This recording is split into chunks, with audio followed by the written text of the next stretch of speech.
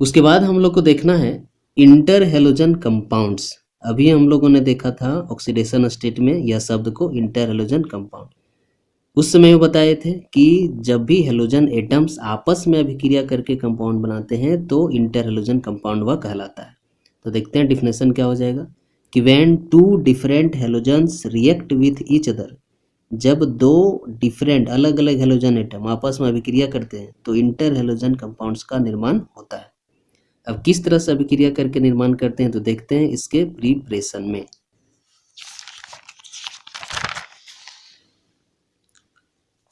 Preparation में देखते हैं क्या है कि inter halogen compounds are prepared by the combination of halogen at a specific conditions. कि इंटर हेलोजन कंपाउंड्स को हम लोग बना सकते हैं बहुत सारे हेलोजन एटम के कॉम्बिनेशन से एक खास कंडीशन पर, एक खास कंडीशन, टेम्परेचर खास होगा, प्रेशर खास होगा।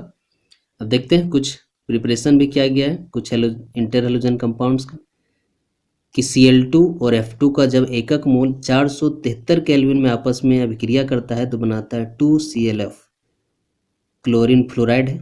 उसी तरह से जब I2 और 3Cl2 मिलता है तो बनाता है 2ICl3। जब Cl2 3F2 से मिलता है 573 केल्विन तो बनाता है 2ClF3, क्लोरीन ट्राइफ्लोराइड। उसी तरह से एक आयोडीन और एक क्लोरीन मिलकर बनाता है आपका 2 आयोडीन क्लोराइड। उसी तरह से Br2 और 3F2 मिलकर बनाता है 2 mole of bromine trifluoride. And last है कि ब्रोमीन जब मिलता है 5 मोल ऑफ F2 से तो बनाता है 2 मोल ऑफ ब्रोमीन पेंटाफ्लोराइड। तो यह था आपका preparation of inter halogen compounds.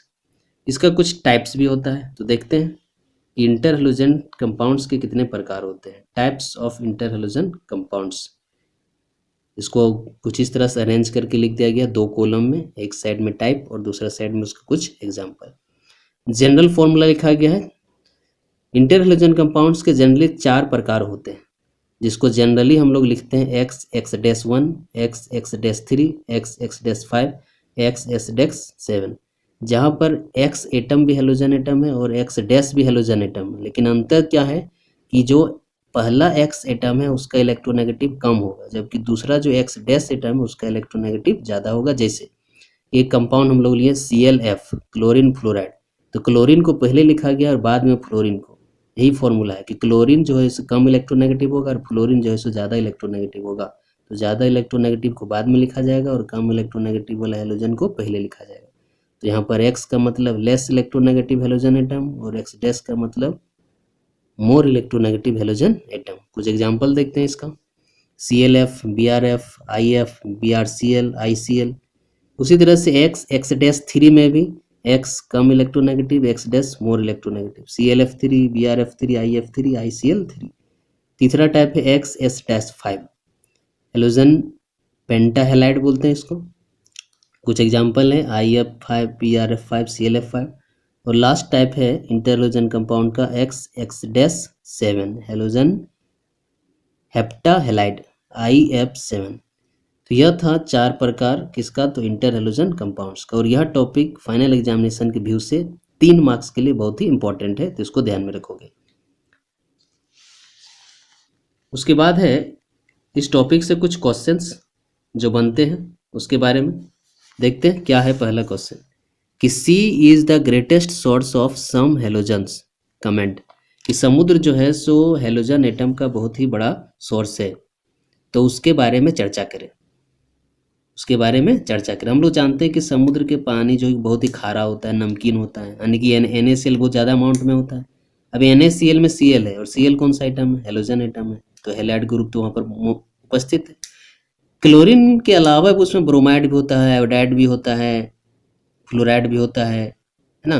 तो इसी के बारे में चर्चा करने के लिए कहा जा रहा है कि सी जो है सो बहुत ही अच्छा सोर्स है हेलोजन का, तो चर्चा करें। तो देखते हैं क्या है इसका सही आंसर कि सी वाटर, समुद्र का पानी, कंटेन्स क्लोराइड्स यानी chlorine, bromide bromine and iodide iodine of sodium and potassium, magnesium and calcium. Sodium का, पोटासियम का, मैग्नीशियम का और कैल्शियम का, क्लोराइड, ब्रोमाइड और आयोडाइड का बहुत ही ज़्यादा मात्रा पाया जाता है किसमें, तो समुद्र के पानी में। लेकिन sodium chloride being the maximum makes sea water saline, लेकिन इसमें से सोडियम क्लोराइड समुद्र के पानी में सबसे ज़्यादा पाया जाता है, इसलिए तो पानी खारा होता है, नमकीन होता है, जो कि समुद्र के पानी को सलाइन यानी नमकीन बनाता है, खारा बनाता है। Various seaweeds contain up to 0.5% iodine, कि बहुत सारे समुद्री जीव कंटेन करते हैं, रखते हैं आयोडीन का 0.5%। यह था आपका। उसके बाद अगला क्वेश्चन है जो कि एग्जाम में एक बार पूछा जा चुका है फाइनल एग्जामिनेशन में, तो ध्यान रखोगे इसको कि why is iodine chloride more reactive than I2। अब ICL में दोनों हेलोजन एटम है, और हम अभी कुछ देर पढ़े थे हम लोग पहले इंटर हेलोजन कंपाउंड, जब भी दो हेलोजन एटम, दोनों अलग अलग हेलोजन एटम आपस में रहेंगे तो इंटर हेलोजन कंपाउंड कहलाता है, यानी ICL क्या इंटर हेलोजन कंपाउंड, जबकि I2 सिर्फ हेलोजन एटम है। तो बोल रहा है कि इंटर हेलोजन कंपाउंड ज़्यादा रिएक्टिव होता है सिर्फ हेलोजन के एटम से, क्यों, ऐसा क्यों होता है? ऐसा इसलिए होता है क्योंकि ICL का जब बॉन्ड का बीच का लेंथ है वह काफ़ी बड़ा होता है एज कम्पेयर टू I2, जिसके कारण इसको तोड़ने में आसानी होगा, और आसानी होगा तो जो जल्दी टूटेगा वह जल्दी अभिक्रिया भी करेगा, यानी ज़्यादा क्या बोलते हैं रिएक्टिव भी होगा, किसके तुलना में, I2 को तुलना में। तो यह ध्यान रखना, आंसर में क्या लिखेंगे कि ICL के जो बीच में बॉन्ड है वह वीकर है, किसके तुलना में, तो I2 के तुलना में, जिसके कारण से ICL मोर रिएक्टिव है देन किससे, तो I2 से। इसी को लिखा गया है। इन generally inter halogen compounds are more reactive than halogens, कि जनरली जो है सो इंटर हेलोजन के जितने भी कंपाउंड है सब का सब ज़्यादा रिएक्टिव होता है हेलोजन के एटम से, हेलोजन से। क्यों, तो due to weaker XX dash bonding than XX bond, कि इंटर हेलोजन कंपाउंड को जो जनरल फॉर्मूला है उसका जो बॉन्ड है बहुत ही कमजोर होता है, किसके कंपेयर में, तो हेलोजन के एटम के बीच के बॉन्ड से।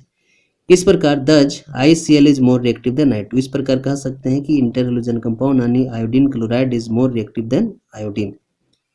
तो यह था आपका chemical properties of chemical properties of group 17 elements और इंटर हेलोजन कंपाउंड्स। अगले वीडियो में हम लोग नए कंपाउंड्स का बारे में हम लोग पढ़ेंगे, जो कि है आपका क्लोरीन और हाइड्रोक्लोरिक एसिड। तो आज के लिए इतना ही।